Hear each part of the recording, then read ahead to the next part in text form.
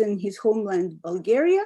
And today he will speak about, quote, "All death is certain, representations of mortuary behavior in Kingdom of Heaven." Go ahead, Peter. Thank you. Thank you for the presentation, and thanks to all my colleagues at the Department of Medieval Studies for this excellent so far conference. Well, I share my screen with you.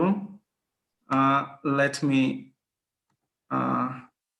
say that I find presenting a Hollywood blockbusters, besides my personal affection for the movie itself, as a very perfect example of how this movie, due to its outreach, is the closest that we can get to a really a global medievalism, and at the same time, the scale of production allows for truly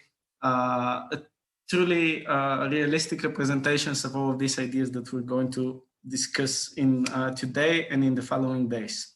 So what I'm going to do is first briefly walk you through several premises that I find insightful, although not particularly new, in my approach towards this movie, and then discuss several case studies.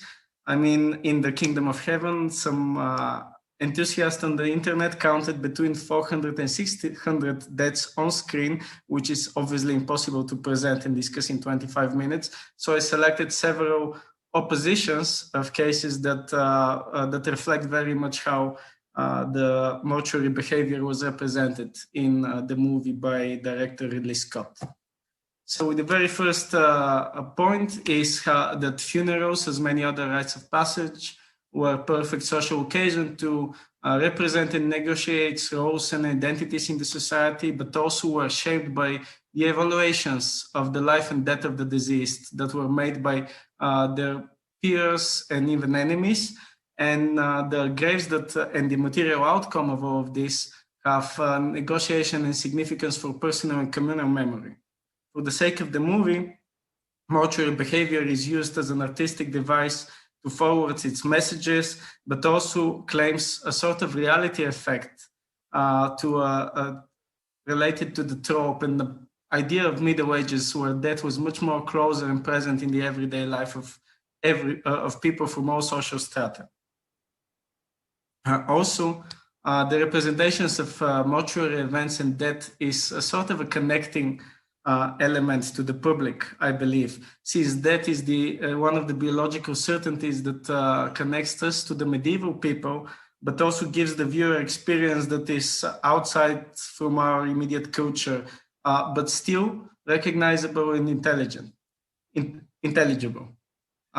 In my view, the premises has like two main aspects: the academic scientific approach and the contemporary context that can inform us about the ideas of the movies. And I'll start with the first one, excuse me, where in archaeology, usually there is a big problem how we would connect the static remains with the dynamic past realities. And usually, in the words of Louis Binford, this has been done through Rosetta Stones, which usually connect historical documents, anthropological fieldwork, and experimental archaeology. In my opinion, the view presented by Rosenstone in his book, History on Film and so on, from 2006, where he describes movie makers as experimental historians, this points to a peculiar position of the cinema that combines some of the elements in the other Rosetta Stones that Binford was talking about, and even more the creative expertise of actors and movie makers to imagine and enact the social conditions and situations within which material culture was created and used, provide like a perfect milieu for us to test our assumptions. Of course, this has a lot of risks based exactly on the same creative background that I'm trying to use here, and they're mainly connected to the authenticity and the realism of the movie presentations. The other one, of course, is the context of the movie, and much of the critical acclaim of Kingdom of Heaven came from its critical stance against the Western military interventions in the Near East, principally the ones in Afghanistan and Iraq. But as we know very well, these conflicts in the region are still ongoing, and the most drastic is the crisis in Syria that is still ongoing. So without further ado, I'm going to the specific case studies that I want to discuss, and The first one is a contradiction between extra-normative representations of funerary behavior. This will be like, let's say, two cases of mortuary practices that show the two extremes of the social ladder in the medieval society as imagined in the movie. The first one will be is by no chance the very first scene of Kingdom of Heaven, where we see the burial of the main character's Balian's wife, who is classified according to our scientific knowledge, could be classified as deviant burial. And actually it fits the bill for many of the characteristics that would attach to that and the interpretations that we will have in such a find.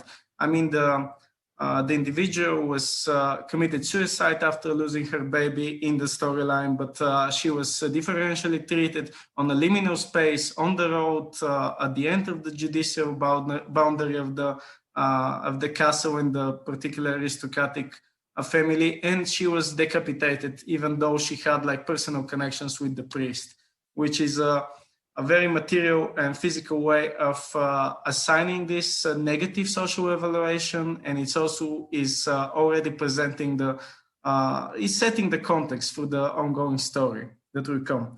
Later in the movie, we can immediately contradict that to the funerary performance that is connected to the death of Baldwin IV, the leper king of the Kingdom of Jerusalem, and you can immediately see the stark difference in the representation, but also in the way that their identities are conceptualized. Of course, the king is buried in the most prominent and prestigious location within the church, even the location of the entire movie in Jerusalem, which is the religious center of the Christian world, and the publicity of the event shows for the social significance of that. But the more interesting element for me here is in a later scene in the director's cut, when you can see the material outcome of the entire funerary event, and this is the grave marker of Baldwin IV, where you can see Saladin during his triumphal entering after the conquest of the Holy City. He passes by the grave of the other royalty. And this is a particularly important representation of both ideological ideas about how treatment and respect could play out in the current conflicts in the Near East, but also is a homage to a treatment and materialization of the social person of the leper king, whose image is a crack in the medieval body politic concept, but also it's explicitly stated in the movie that it's seen as a spiritual and physical punishment of the king for the sins of his subjects and his polity. So this shared respect and ideology between Baldwin and Saladin is further stressed by using the funerary monument and the grave marker as long-term device for memory creation and negotiation of ideas, of course. The second one, the second important case study that I want to discuss is related to the standard military, to the idea for military death in the Middle Ages, which is also one medievalistic trope that we have about this spirit being violent and defined mostly by its conflicts, and the Crusades being the most representative of them all is especially placed at the very center of the narrative of this movie. And the first scene that I want to comment in this selected position is the death of Balian's father, Godfrey the Ibelin, played by William Neeson, obviously. And this scene is very interesting because it's not a traditional last confession, and that is used as dramatic amplifier of the representation, but also it's being combined with the Knight's Oath, thus making a particular connection between the concept for the Kingdom of Heaven as the knightly ideal and the reality of combined spiritual and secular power and the profanization of the faith, in a sense, as represented in the Kingdom of Heaven movie. But also the important difference is that Godfrey exemplified the good Christian death in this case. He was prepared for it, he was expecting it, and he had the chance to receive the last confession and to enter, to meet his God with pure soul and by finding peace in a way, which is in a stark contrast to his political enemies within the Kingdom of Jerusalem, where he was a prominent factor according to the movie, and the way that they find their end later in the picture, as exemplified by the scenes related to the historical event of the Battle of Hattin. And the defeat of the Crusades, this important battle, is especially emphasized by the later, by the follow-up of the battle and the various demonstrations of post-battle treatment of the war captives. Of course, they had rather specific position in the military law, but a historical accuracy here was that after the Battle of Hattin, the only executed captives were members of the Templar and the Hospitalier orders, since the Muslims considered them Christian fanatics. And this is very well and accurately represented in the executions by one of the main antagonists in the movie here, that was performed immediately by Saladin. But it's also very unusual for medieval, and not only medieval, generally for military culture, to leave the bodies of your enemies to the vultures, as you can see has been presented in these scenes.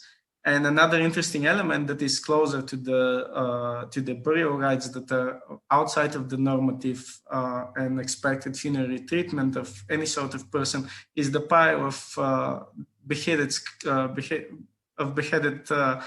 bodies, and particularly the heads seen in the lower scene here, where this literally the execution served as in medieval concepts is expected to be seen as a sort of penal purification of the community, but it's also a very strong and secular, mostly secular ritual expressing the power and the power and the governing authority that is going to reach Jerusalem soon.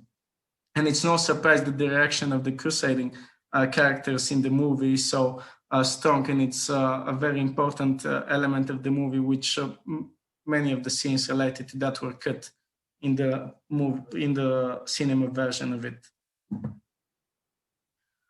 So basically this mortuary behavior here was once again used to forward this evaluation, probably not just by the movie makers, but also to implement the idea into the audience that which is connected to other scenes and of course other elements of the narratives, that this conflict has two sides, but also that the violent nature of the leaders of the Templars resulted in their exceptionally negative death, and it's a worthy and of unworthy living in a way. The third case study that I want to discuss briefly with you is mostly related to iconography, and it's perhaps the most material of the examples that I put forward here. And this is the iconography that is represented in the small castle of Ibelin that was inherited by the main character Balion. It is a representation of iconographic style, which although we know that the macabre culture raises, and traditionally it's expected, is considered to reach a particular highlight after the Black Death. But for instance, the legend of the three living and the three dead that has been used in the iconography on this set as well has been recorded as early as the 13th century, which, to be fair, is not much later than the Crusades, but the earliest preserved totem dances the dances of the dead are at least from the 14th century. So here we see this very interesting manipulation of medieval reality and the transmission of a later, generally later, cultural phenomenon into an earlier one. And this introduction of the iconographic trend to the milieu of the Crusades is another allegorical way to that, in my belief, has two concepts. First, the medieval cultures of death as perceived by people. This medievalism of constant consideration with the afterlife fits very well the moral messages of the movie. And it's by no chance that both the two of the primary characters, both Balian and Sibylla, the Queen of Jerusalem, have a scene where their explicit reactions to this mural are demonstrated. The second one could be perhaps considered more allegorical as the over-concern, you may say, of this later Middle Ages with death and with this access to the kingdom of heaven, in a way, is put forward as a question that it's not typical for contemporary society, and it could be seen as a provocation to the viewer, in a way. So with this in mind, I believe Ridley Scott was trying to put forward precisely this a juxtaposition between our idea of the Middle Ages, even though very informed one,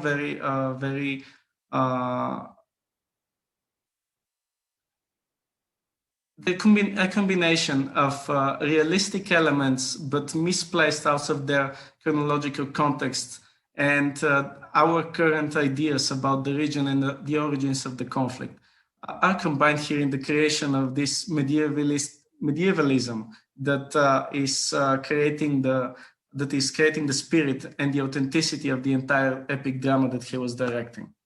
And with this, I would like to also conclude perhaps and wrap up the entire thing that all the mortuary cultures and the examples that I discuss here are primarily focused on dead people, and one area that is passed by and denied in the later evaluations. The past was, as Binford stated, it was a dynamic and very much living, and perhaps the movies were one of the ways for us to illustrate that and to remember it and to connect with the wider public, because after all, academia is not just an ivory tower, just like the idea of Jerusalem in the movie is not something that needs to be divided, but rather shared. Well, thank you very much for your attention. I tried to be as brief as possible so we can keep on schedule, and I'm looking forward to any questions and further discussions.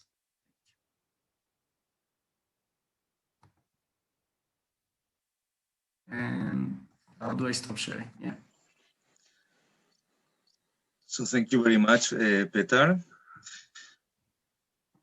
Now we are, Tiana, can you talk? Or you can? Okay, so I'll give a pass to our next panelist, who is Kathleen Eck. She's a PhD student at St. Louis University. So, go. Thank you, Juan. Unfortunately, I don't have a very nice visual for you today. My printer broke, so I'm reading my paper from my computer. So I need that to see instead of the screen sharing. So please bear with me. I appreciate your patience. Also in the US, we have a bad habit of just tending to read our conference papers. So I will be doing that. But before I start, I just wanted to note that this is the beginning of a larger research project that I'm kind of just in the baby stages of And just also two notes, it kind of assumes a close familiarity or understanding of the Game of Thrones, both the novels and the TV show. And I also am focusing on disability. So aligned with kind of a disability justice perspective, I'm kind of refraining from using person first disability language. So that is the reasoning for the language that I use. So I will go ahead and get started. My paper is titled Modern Medieval Disability, Culture and Identity in Game of Thrones. The television adaptation of George R.R. Martin's A Song of Ice and Fire series presents a plethora of opportunities for medieval studies and cultural analysis. Game of Thrones, though no longer in production, had a wide-ranging viewership. This viewership regarded the societies represented in the show as medieval or as a reflection of medieval culture mixed with high fantasy. The HBO show covers many aspects of medieval societal construction and function, including religion, gender relations, wartime actions, power struggles, and more. However, one area of medieval study in conjunction with the show that is rarely discussed from an academic perspective is the portrayal of the disabilities in the show. There are multiple characters with a range of disabilities, both physical and cognitive, often overlooked in terms of a medieval analysis of the show. Martin has been recognized for his portrayal of characters with disabilities and his inclusion of major disabled main characters in his book series.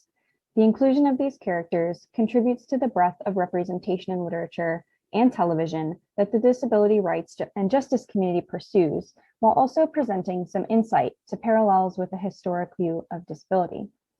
Although there is little documentation on physical disabilities in the medieval period, and the term disability itself did not yet exist, the documentation of disability, disease, and impairment is traceable in the art and literature available and is reflected in Game of Thrones.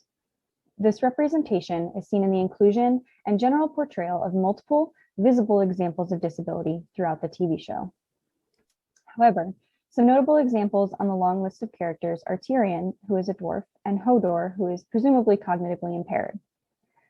This paper provides a short overview of medieval disability and then turns to a short analysis of Hodor's character with a brief consideration of Tyrion's character as the two are portrayed in Game of Thrones in conjunction with evidence on disability as it existed in the medieval period. This focus will be mainly on their visibility in everyday life and the potential connection to a religious or mystical source.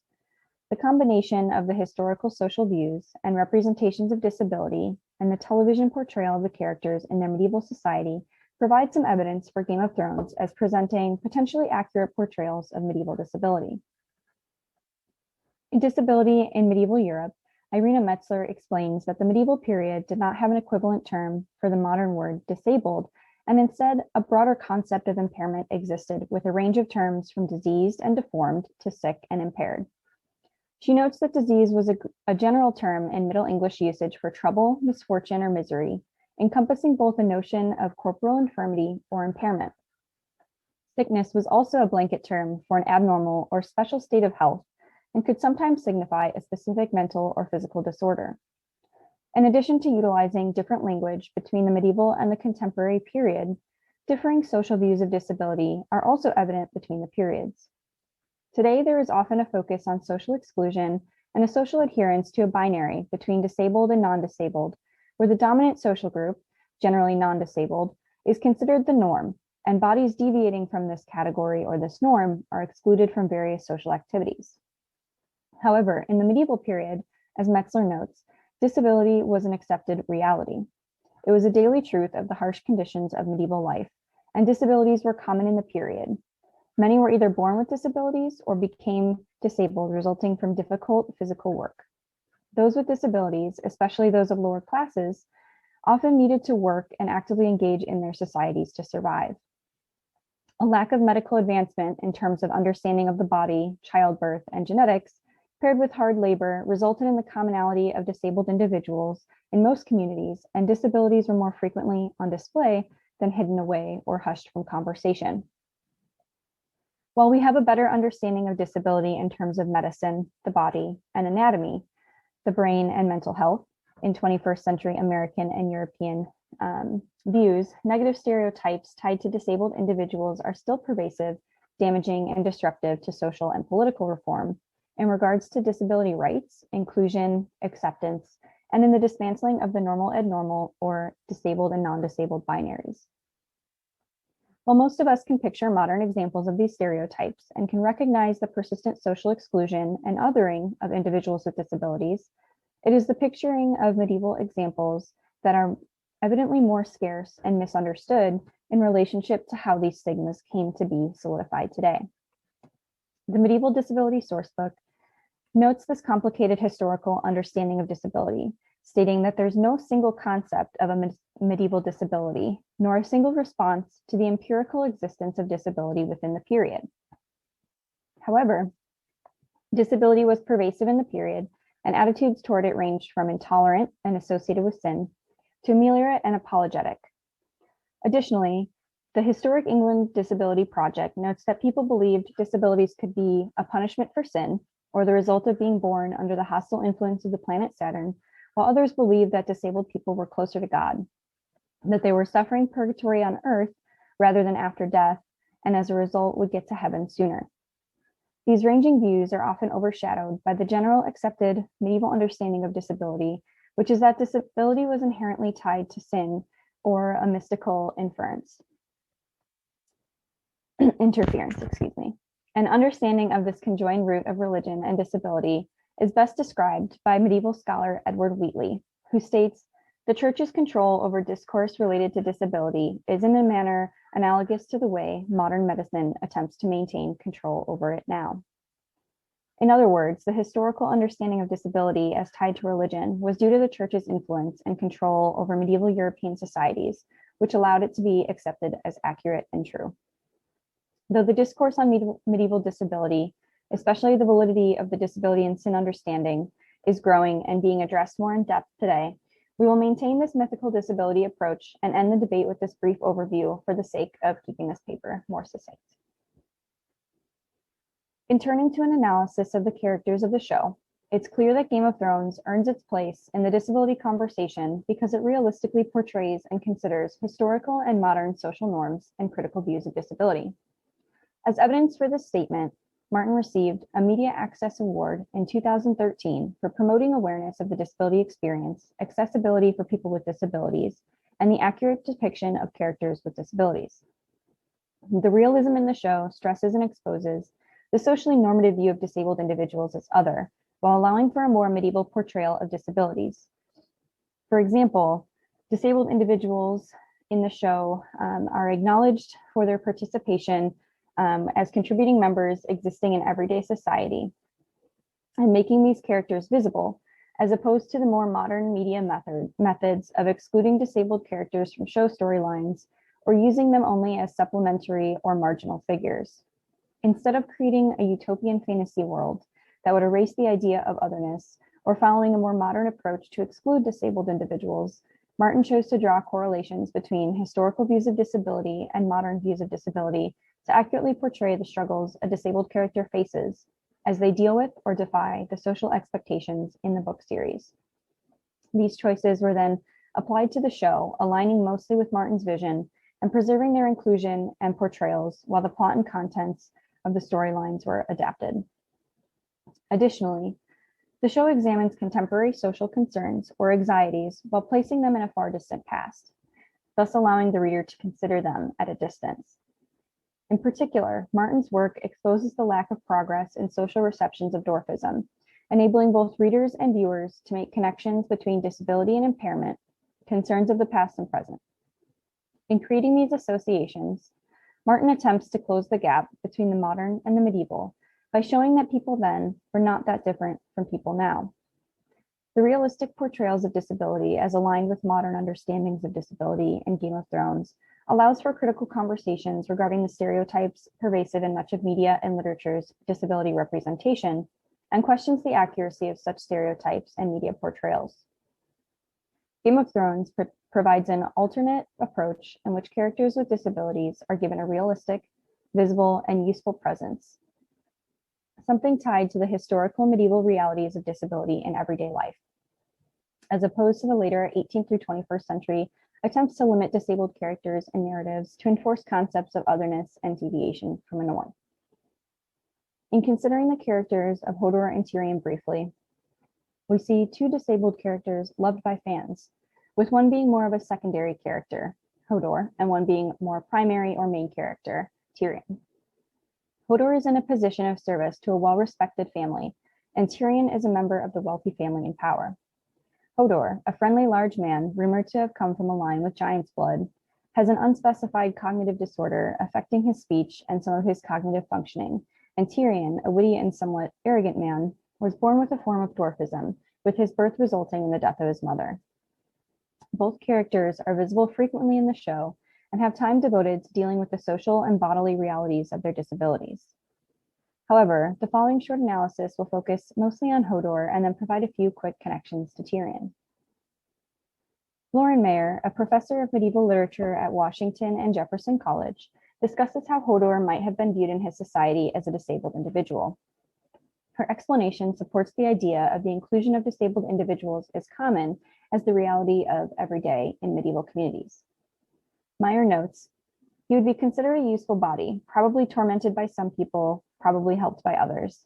She goes on to state that while she does not like to approach the period with a single collective viewpoint, especially based on drastically different class statuses, her opinion would be that he would be an active working member of his community.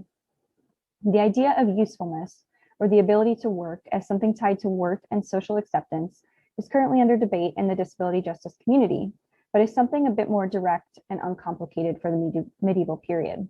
Those in the lower classes were expected to work, especially those in servant positions, and their worth was partially tied to their usefulness. In this way, Martin's representation of Hodor is relatively accurate for the period. In addition to his place in society and his visibility, there's been much discussion regarding his specific type of disability. Hodor's character sparked an online debate in 2014, detailed by The Atlantic magazine, in which media outlets attempted to diagnose Hodor's disability as expressive aphasia, which is a neurological condition affecting speech. However, aphasia specialists pushed back and refuted this diagnosis, underscoring the potential harm and difficulties in attempting to diagnose medieval, and in this case, medieval fantasy, disabilities or disorders.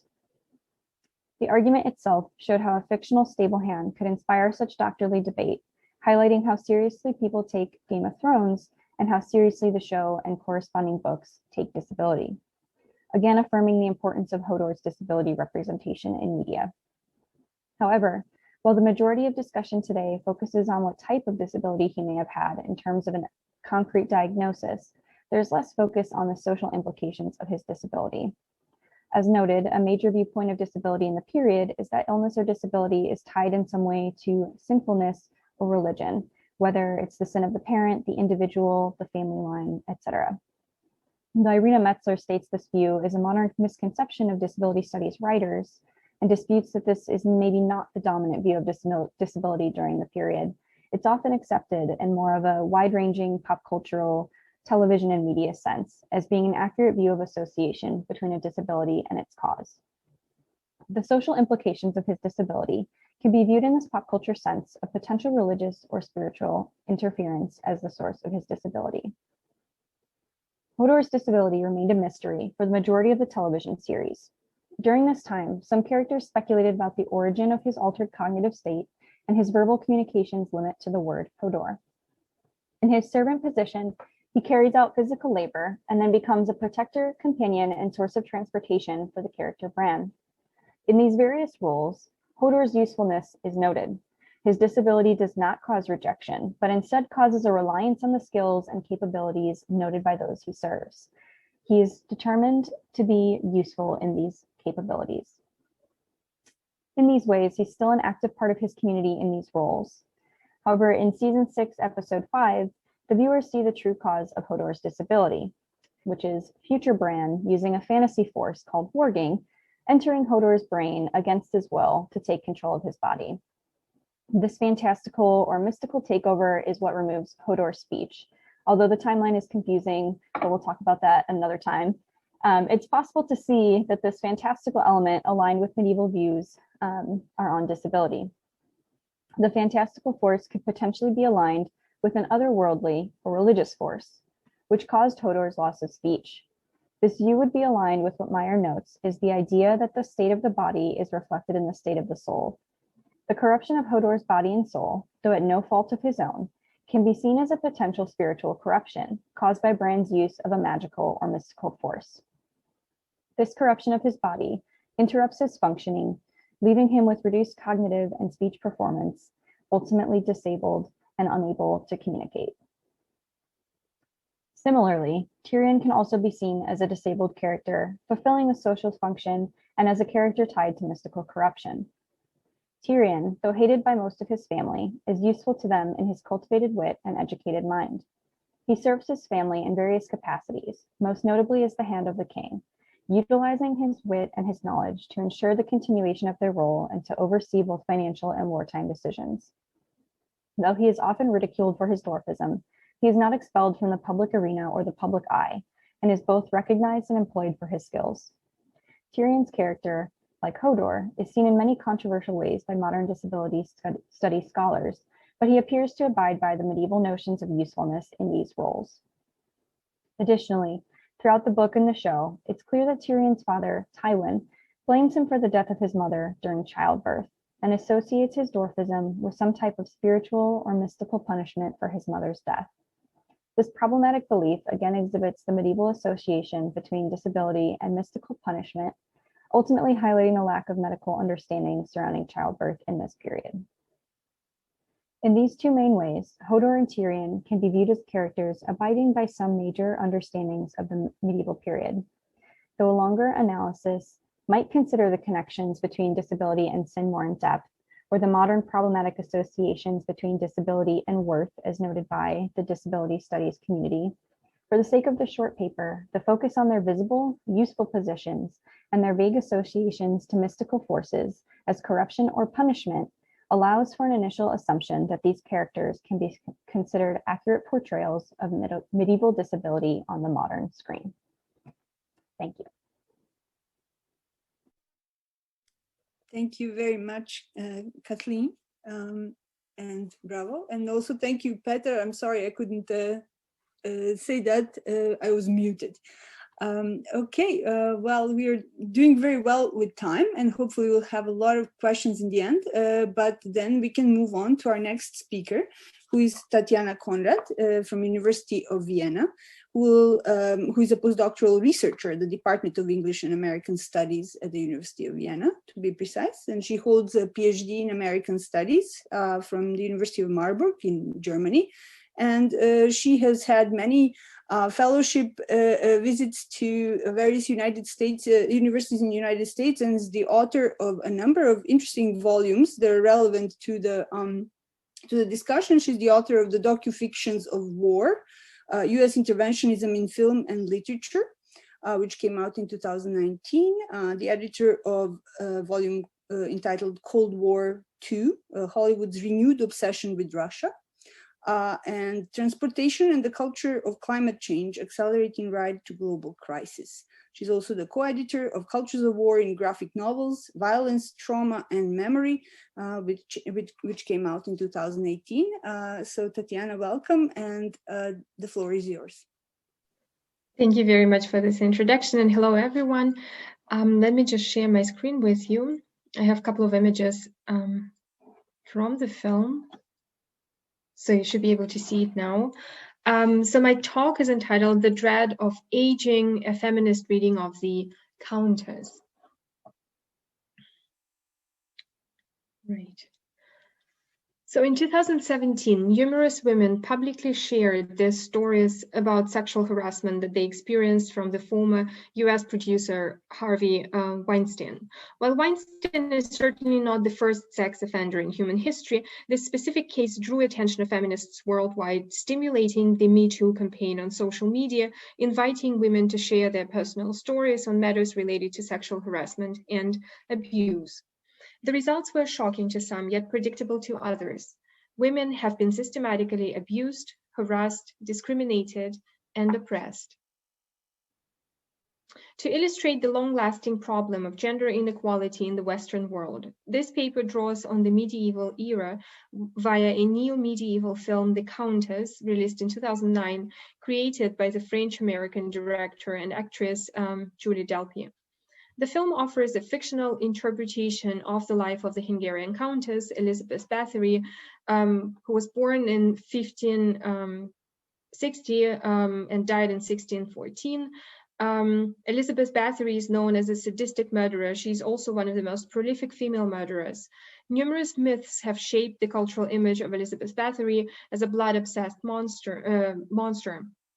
For example, there is a myth that Elizabeth Bathory bathed in blood of virgin girls to preserve her young age and beautiful appearance.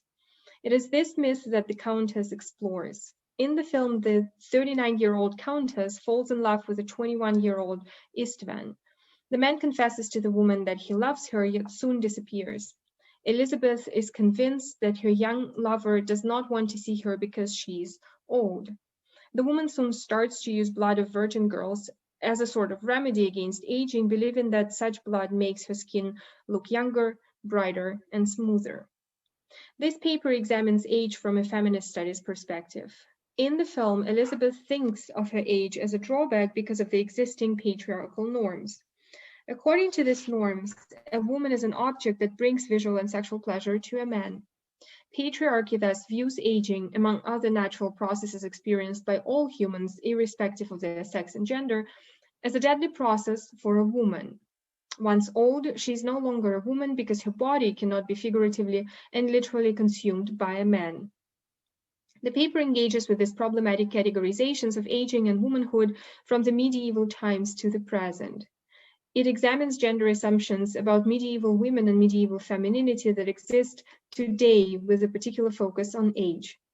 The paper argues that the film's exploration of the gender-age relationship in the medieval times is a powerful allegory through which one can understand the problem of gender inequality today.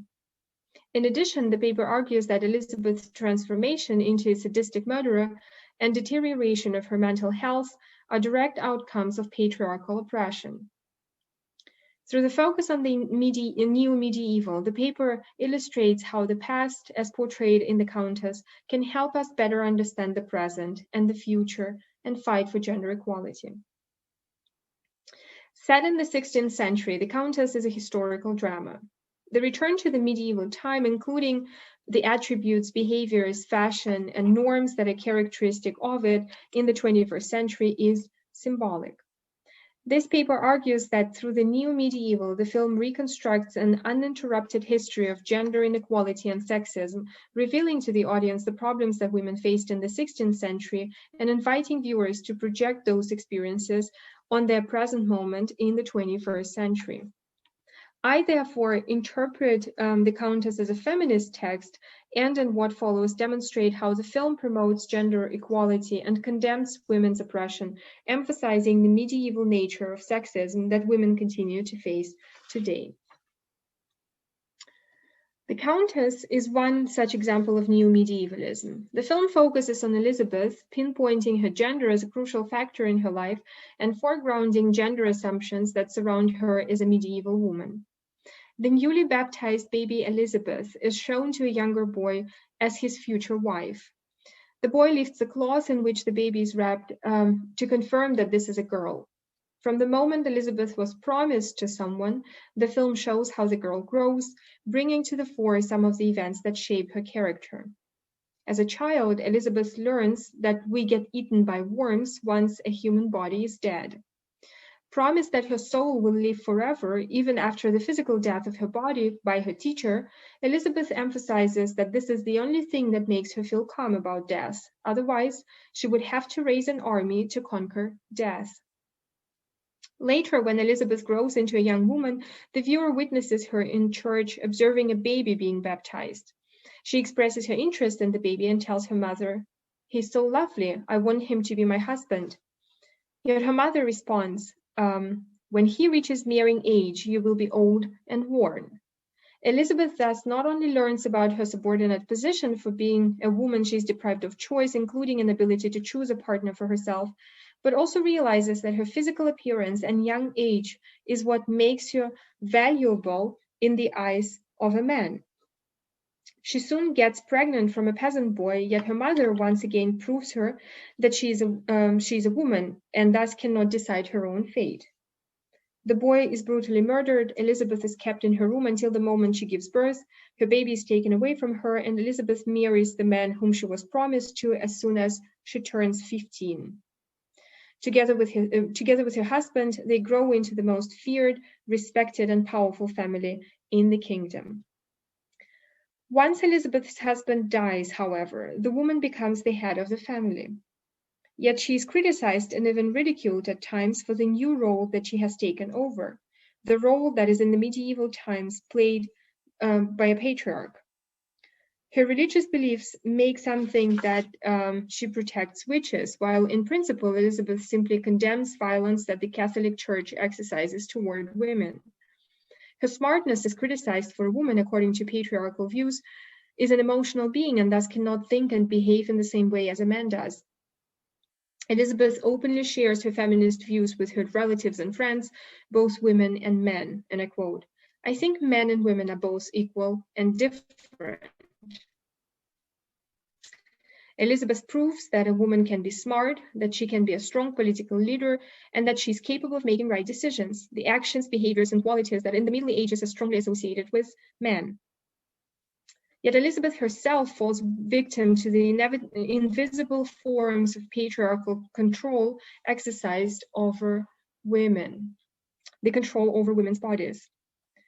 Elizabeth is not perceived as an unattractive woman by the people who surround her, yet her age becomes an issue once her relationship with István begins. When 39-year-old Elizabeth meets István, he is 21 years old.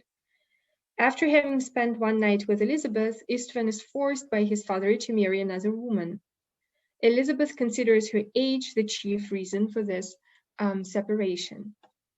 Paying closer attention to her face, she recognizes that due to wrinkles and duller color, her face looks less attractive than a face of a younger woman. As she injures one of her maids and the girl's blood splashes on Elizabeth's face, the Countess becomes convinced that the blood has magically helped make her face look younger. From that moment on, Elizabeth uses blood of local virgin girls to keep herself, as she believes, look younger and more attractive. Trying to preserve her youthfulness, Elizabeth turns into a criminal, from a woman to a monster. Elizabeth turns into a monstrous feminine, the concept that I borrow from Barbara Creed, and throughout the rest of the film is thus portrayed as a hysterical and dangerous woman, whose obsession with her age makes her mentally impaired. Aging is a process that is inevitable for all individuals, irrespective of their gender. Focusing exclusively on Elizabeth and her fear of aging and foregrounding various prejudices that Elizabeth has faced since her birth and has been fighting against, the film makes it apparent that women's aging is perceived differently compared to men's aging. Laura Hurd Clark emphasizes that appearances matter differently for men and women. To specify, men are culturally defined through their actions, women through their appearances, and especially their ability to approximate the feminine beauty ideal of a young, slim-toned, and voluptuous body. Women's aging, as the film reveals, is largely mediated and policed by the medieval society, for through her age, a woman's primary life goals are defined, namely to get married and become a mother. This is exactly why István's father disapproves of the relationship between his son and Elizabeth and forces István to marry a younger woman. Elizabeth's monstrosity is communicated not only through her orders to murder innocent girls, but also and especially so through the bathing in the blood of virgins procedures that Elizabeth defines as the remedy against aging. Such a dependence on blood echoes myths about vampires, and thus one can speculate that the film metaphorically portrays Elizabeth as a vampire. Through this metaphor, the film illustrates how Elizabeth further transgresses the boundaries set for medieval women. Specifically, her sexuality is foregrounded through vampirism. First, she gets involved in a sadistic sexual relationship with Count Vizekna, Not only does Visakna constantly avoid the sun, which might stand for his vampiric nature too, but he's also interested in the concept of pain and asks Elizabeth to whip and strangle him every time they have sex. Second, the vampire is defined by Creed is a sexually charged character, which can be particularly vividly perceived through the vampire-victim relationship, and especially the bite and feeding. Creed draws attention to an apparent or real erotic embrace that happens when a vampire catches their victim and bites it. When a woman vampire haunts a woman victim, she becomes seductive in order to calm down her victim, and through this, her lesbian desire is made apparent. While lesbianism can be either only metaphorical or literal in such scenes, Creed emphasizes that both lesbians and vampires are culturally stigmatized as sexually aggressive women. It is plausible to argue that the connection to blood and Elizabeth's alleged vampirism reinforce her bisexuality, manifested through Elizabeth's relationship with the lesbian woman Darvulia.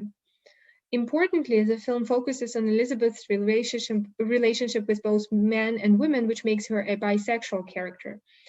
Through both her relationship with Visakna and Darvulia, Elizabeth challenges the medieval stereotypes about women as heterosexual and submissive individuals. Her sexual activeness, along with her cruelty, the latter stems from her desire to stay young and is further cultivated by Visakna in their sadomasochistic relationship, construct Elizabeth's monstrous identity. She's a woman monster because she deviates from the accepted and imposed gender norms of the medieval times. Through the new medieval, the film reminds the viewer that a woman's appearance has played a crucial role in her life for centuries. Aging visually transforms one's appearance and thus impacts the way a woman is perceived by society. Hurt Clark contends that beauty is socially constructed. The scholar draws on an increasingly unobtainable beauty standard for women, which can be recognized through, for example, various kinds of cultural texts, including advertisements, that various kinds of makeup, care products, and fashion items can help achieve. Wrinkles are defined in such texts as flaws that should be eliminated or at least masked. Similarly, Elizabeth's blood procedures mirror the intensive anti-age care that is promoted today, reinforcing the idea that aging is a woman's enemy. Beauty is continuously equated to usefulness. Aging is viewed in explicitly negative light when it comes to women in particular, which thus connects age to the sociopolitical and cultural construction of gender. This is so deeply rooted in the cultural perception of women that, in words of Hurt Clark, and I quote, "To redress older women's social oppression, what is needed is a cultural revolution." Delpy, the director of the film that I'm talking about, confessed that when she moved to the United States in 1992, she realized that sexism and sexual harassment were taking place not just in France. The situation was very similar in the United States. And I quote, "I had pressure from American directors with that stuff, agents, managers, at the time when I was young. Now it's not at all the situation, but you know, I'm older, no one wants to sexually harass me." Delpy laughs as she refers to her age and the safety that it guarantees, excluding her from the group of women who could potentially be sexually harassed. Gender, and specifically the way women are perceived by men, remains an oppressed category.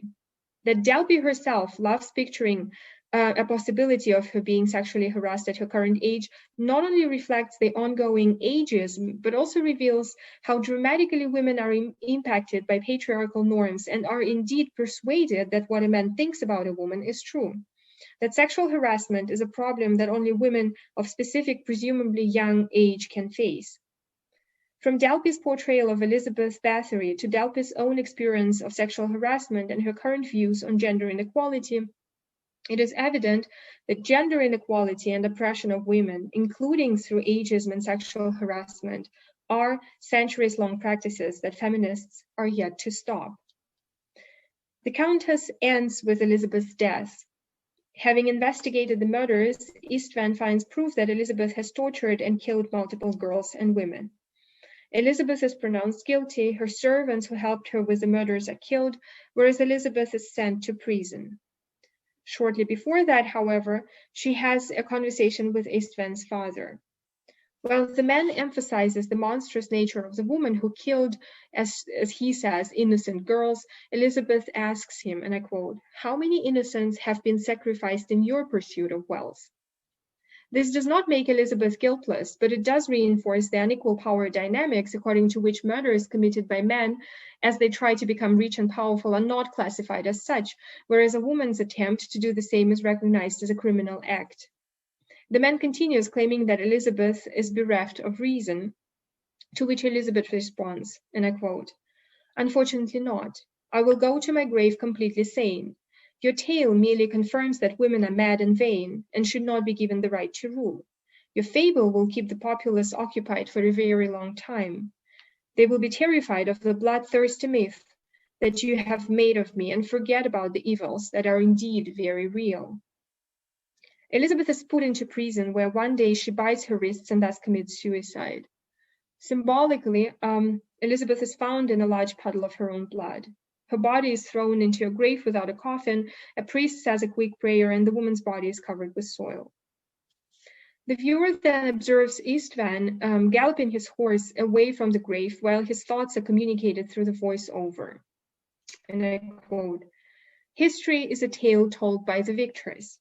And that is what is left of her, the tale of a mad murderess and a bloodthirsty devil."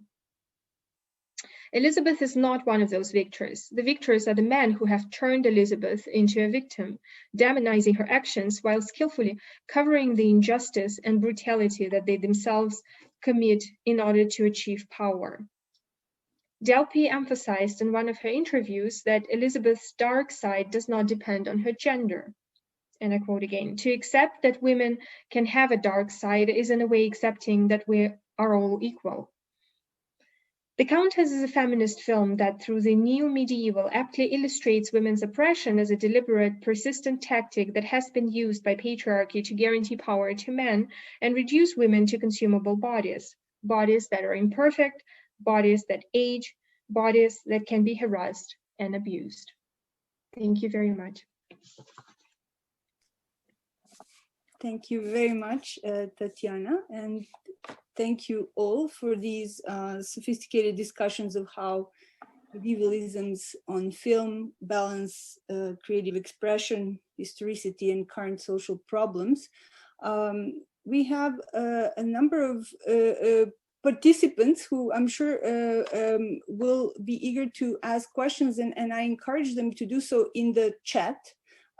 Where we will read them out loud. But before we go to the questions, so please start typing. In the meantime, I would like to, first of all, invite the panelists themselves to perhaps pose questions to each other if they have questions for each other. I don't want to necessarily step in first, so I would open the floor first for you yourselves, and then we can move on to the rest of us. Sure, I will start. Tatiana, I'm not familiar with this film, but I'm just curious. I really like your analysis of the film in terms of a feminist text, and I'm wondering if the more traditional, or I guess what's been done before, has been to kind of look at this film as a non-feminist text because of those like traditional patriarchal kind of like double standards and qualities that you mentioned throughout your paper. Has that been was that kind of maybe more of an initial traditional reaction, or has it all been more just very much this is a feminist text? Thank you for this question. Shall I respond right now, or are we going to collect the questions? Okay. Thank you for the question. I mean, first of all, I need to confess that I've been literally started to work on this like about a week ago, I guess.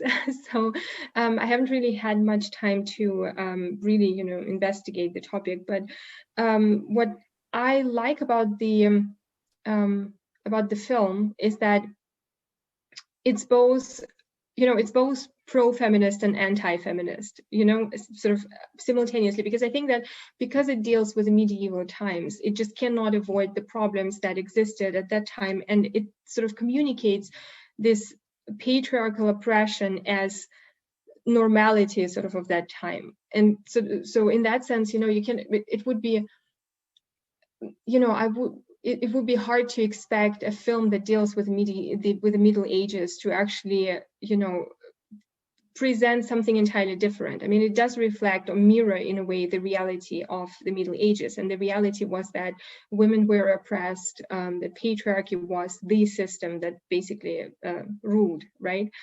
But what I really like about this film, and what I've been sort of thinking, and what I'm trying to do as I'm sort of reworking this into a longer article, is how we can use the neo-medieval, because it's a film produced in the 21st century, right? But it's about the 16th century, so it's not a medieval text as such. It's a text about medievalism, but it's not a medieval text. So I'm trying to sort of figure out how how through the neo-medieval we can draw connections. We sort of can connect the 16th century to what is actually happening in the 21st century, and see how gender oppression is not only going on, it's never been interrupted, but also what are the differences, what are the similarities, how some of the elements of sexism are essentially identical. You know, what we're experiencing today are essentially the same as women experienced in the 16th century.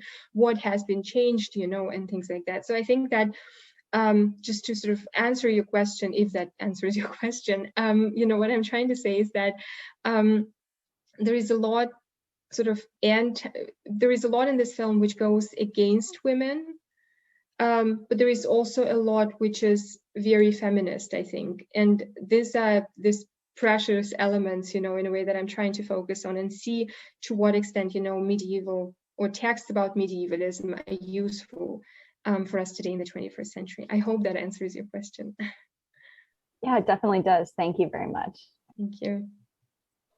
Thank you very much, Tatiana and Katie. Next question. Anyone who can just briefly comment yes, on the other two presentations, which were absolutely interesting. And it's not as much a question, but I will start with the Countess, which I haven't seen yet. But I'm persuaded not to see. The metaphorical vampirism obviously got my attention, and it reminded me of an article by Lydia Radulovic that I read, where she discusses the image of the folklore image of the vampires as like an expression of the male sexuality in Serbian early medieval folklore and early modern culture, and so on. So it was a nice counterpart in my head, at least happening so. But in general, vampires are so fetishized in contemporary culture that I guess the twist that the Countess provides is very effective in this respect. And the Game of Thrones, which of course it's a very influential show, and the impairment is truly like quite a lot of examples for that. But what I was thinking was like when you were discussing the Tyrians. Of course, he didn't choose to be a dwarf, but he was constantly compared to his handsome brother and so on. And in this sense, like when they cut off Jaime's hand and basically they introduced this identity of incomplete individual on them, it equalizes their status a bit. And they suddenly happen to be in the same position and so on. So I guess it's a very interesting project that you're involved with, and I'll be looking forward to see more outcomes of it. And it was just very exciting, and that's more of a notes that what came to my mind. So thank you for both presentations. Thank you very much, Peter. I do have a series of questions, if I may. Sure. I mean, I actually have something of a question for each one of you. So maybe I will begin with Tatiana. Thank you for your lecture. It was very, very interesting. And there's something that came to mind listening to you, because of course, as you mentioned, in the Middle Ages, women have a set role: procreation, marriage and procreation. And as you argue in the movie, which I have not seen, and I want to see now, as you mentioned, something of Elizabeth Bathory's descent into madness is conditioned by this social patriarchal structure. Now, of course, the thing is that in the Middle Ages, women had another option, which is religion, to become a nun. Granted, one could argue that by becoming a nun under this patriarchal structure, the woman is just changing one master, her father or her husband, for another master, which is God and Christ. So I wanted to ask you if this idea of the woman as the religious bride of Christ, or as an option for women in this feminist and anti-feminist movie, is somehow discussed in the film, or what would be the role of Catholicism and religion in the film in all this context? Thank you for the question. There is not really much about religion in the film, but there is this reference. She's Protestant, and she doesn't really very much support the Catholic Church, because she basically says that what the Catholic Church does is, essentially haunting women and sort of persecuting women, and sort of blaming them for being witches, or sort of saying that women are witches. But she sort of she tries to defend women, saying that, well, this is a very sexist view, and this is the explicit sign of gender inequality, obviously. And I think that this is essentially the only reference to religion that is made in the film. But it's definitely a very interesting observation. Another thing that I've been thinking about, as you've been phrasing the question, is that we obviously also need to pay attention to other factors like class, for example. I mean, she was a noble woman, right? And when I say, how sort of she was perceived as a woman, there might be different cases when we talk about other women, right?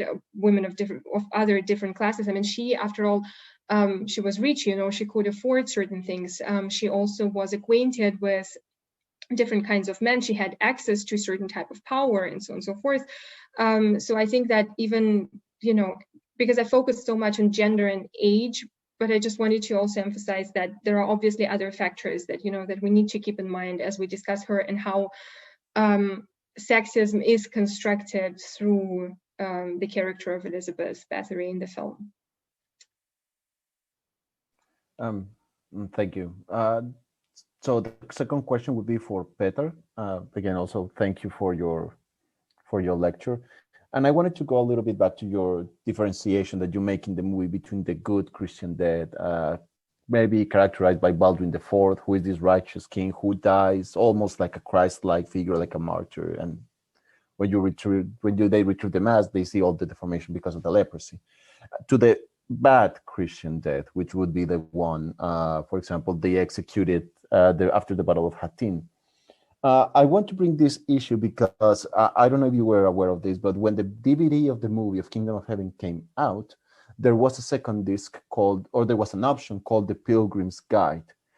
This guide allowed, supposedly as you were watching the film, the filmmakers were very much self-aware of the potential controversial nature of the film, and it brought like small text at the bottom of the screen explaining different issues.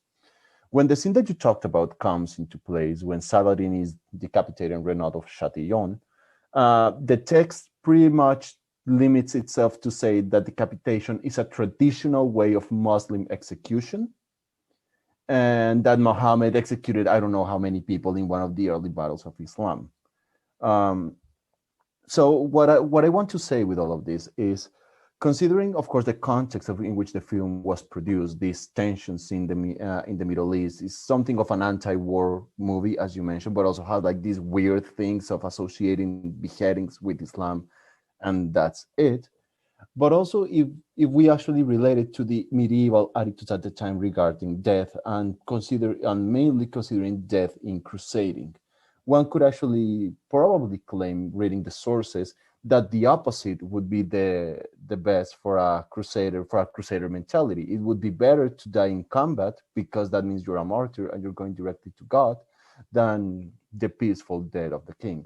So what I would like to ask you is, considering, of course, the context in which the movie was produced, how do you see this potential shift of the meaning of Christian death from what would be a medieval attitude to what the movie represents? Yeah, thank you. Obviously, the manipulations of meaning and the changing points of view can impact like how we can read that.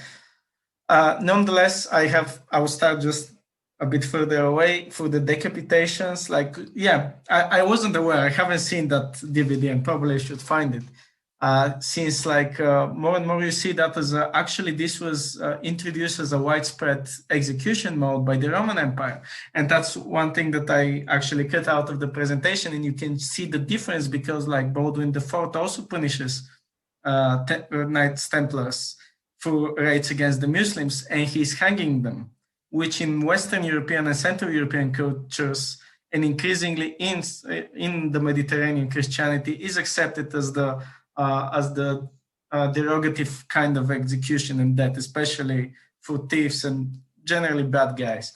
And this continuation of decapitation in Muslim context that the creators of the Kingdom of Heaven show apparently shows how these different points of views like don't always match, and you can, but also they didn't really die in battle; they died post-battle, so they were executed. So the change of mean, and also. Of course, this dying, fighting for your religion is implied when the Ibrahim family, Godfrey and Balian, travel to Italy, and there is a crusading person that shows symptoms of the Black Plague. By the way, says that to kill an infidel is not a crime, blah blah blah. So this idea is hinted at. Nonetheless, as medieval society, at least the way that we imagine it as historians or as movie makers, it was of clearly recognizable messages. And even if dying on the battlefield was accepted by the knights as honorable and a good death for a warrior, the fact that they didn't receive the proper burial afterwards is the most powerful statement, in my opinion. I hope that answers. Yeah, okay, thank you. Finally, the question that I would have for Kathleen is precisely regarding the characters that portray disabilities in Game of Thrones. As you mentioned, during the Middle Ages, disability could be seen as a moral category, the punishment for a sin. For a sin either of the individual or of their forebears. However, if one sees the shows or the books, most importantly, Game of Thrones is the world of Game of Thrones is one that is characterized for being morally ambiguous. Different from other fantasy products, most famously Tolkien, for example, in which Aragorn is a good king because he's a good guy and whatever he does is perfect and he's perfectly good. This, of course, does not happen in Game of Thrones. However, disabled characters, Tyrion and Hodor, are those type of characters that are clearly outside of this moral ambiguity. On the one hand, because we cannot really communicate with Hodor, so we really do not know what he sees, but he is a loyal servant to what is arguably the protagonist of the series, the Stark family. And in the case of Tyrion, he is a shrewd politician. He can be ruthless, but he's clearly not a bad person, at least not as his father, who has something of this medieval attitude of deformity as sin or as shame. So if keeping this in mind, what do you think would be the whole point of this type of characters in this morally ambiguous world being somehow taken away of this morally ambiguous debate and portrayed as essentially good? Also considering, as you mentioned, that the whole point, one of the ways of interpreting disability was through sin in the Middle Ages. Thank you for the question. Yeah, the series as a whole, as those who are familiar with it, there's a plethora of characters who have various types of disabilities, whether they're born with it, they get it later, it happens during the series, etc. But you're right, in comparing to something like Lord of the Rings, there is a lot more moral ambiguity, and there's more ambiguity on the social ties of or origins of disability, and some can be tied to kind of a religious or mystical potential background, like with Hodor, and with Tyrion, it's more the source is coming, that idea is coming from his family line, like his father thinking that it's his fault that his mother died and that's why he's been punished, and the disability is also meant to punish Tywin. So it's kind of a very strange, ambiguous not as straightforward, and there's different kind of origins for each individual. But I think that that's part of the point with Martin being considered maybe a more, not necessarily realistic, but maybe just more kind of blunt. And even though it is kind of it's still a fantasy, it's less of a fantastical realm as in Lord of the Rings, where you have dwarves are a whole race of people and they're kind of these mythical creatures, as opposed to in Game of Thrones, you have Tyrion, who has dwarfism, you know, as the disability is. It's not like a separate race of people or anything. So it's looking a little bit more socially at how individuals with these disabilities were seen and received, but also how they functioned and how they kind of pushed back on those, I guess, social constraints or views. Like, again, as Tatiana mentioned, like class is something important even in this fantasy, because like Tyrion is of a wealthy, rich family, they're in power, whereas Hodor is a servant. So they're kind of pushing back in all these different ways. And I think we're meant to kind of stew and sit in this moral ambiguity to kind of look at making connections between the medieval and the modern, and kind of tracing the ways that we have viewed disability throughout time, much in the ways that Tatiana was mentioning with feminism and how women are treated, and how Petar was talking about warfare and like burial, and how, you know, different classes or different deaths were tied to different methods of burial, and what that meant for their social identity. I think we're meant to be left with this kind of more morally ambiguous reading that leaves us the potential to look at how are we treating people with disabilities now, how were we treating with people with disabilities then, and what kind of connections or disconnects can we make between the periods and throughout time to kind of reflect on the way that we are or are not still treating these people with disability. And as I've said, you know, now we're kind of looking at all these more medical and social advancements that we have access to now that they didn't have then, which are, again, highlighting those kind of morally different positions. Does that kind of answer your question a little bit? Okay. Yeah, thank you. Thank you very much, everyone, for the question and answers. We have in the chat box a question by Francis Mikus. I think you can all see it. I believe that's a question for Tatiana. So Tatiana, do you see it? Would you like me to read it out loud? No, I've just noticed it. Yeah, so the gender expectations shift over time. That is true. I think that's that is something, you know, that you can definitely, you know, if you contrast the kind of events that are described in the Countess and what is happening today, you know, the ways gender was perceived in the 16th century and the way gender is perceived today. I mean, there is obviously some progress that has been made. But what I was trying to draw on in my presentation is the way age, and specifically a woman's age, is used as one of the instruments through which to abuse her, and how ageism sort of perpetuates this gender inequality.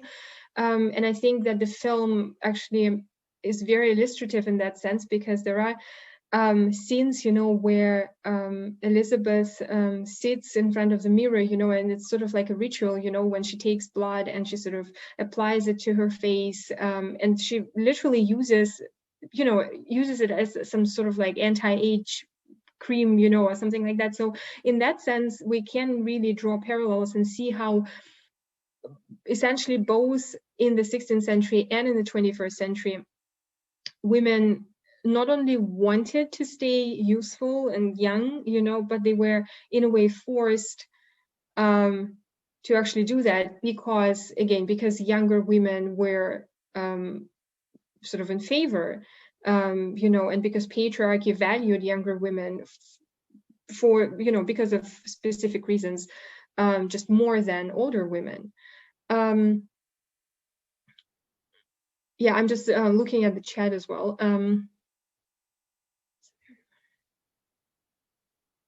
Yeah, I think it's so complex. And I think even when we say Middle Ages, you know, we just so much need to differentiate, you know, what kind of region are you talking about, right?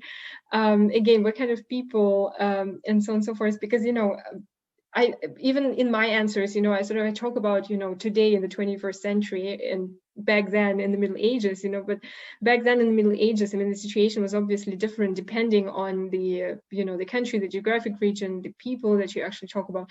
Just as today, I guess, you know, like, I mean, I feel like my article largely focused on the way women are perceived in the West, but then again, if you probably look at other regions, you know, those perceptions of gender again will shift. So yeah, I would say that it's a very complex question. Indeed, I think what's striking as you're all talking, I mean, and nobody's exactly referring to it, but it would be interesting to see this whole issue of intersectionality, right?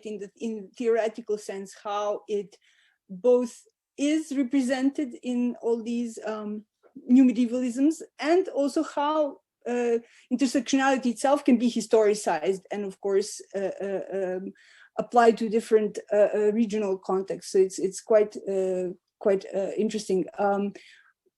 Any other questions that we have from the audience? You can either ask it in person or you can write it in chat.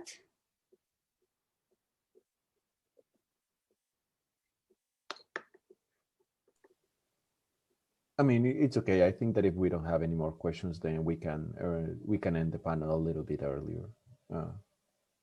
Okay, well, it is a pity that we didn't have a paper on race, because that would have been kind of would complete the discussion, I think, on all these identity politics that sort of is appearing in these papers. But thank you all very much. First of all, the panelists and everyone else who participated, and we see you tomorrow, I believe, right, Juan and Juan?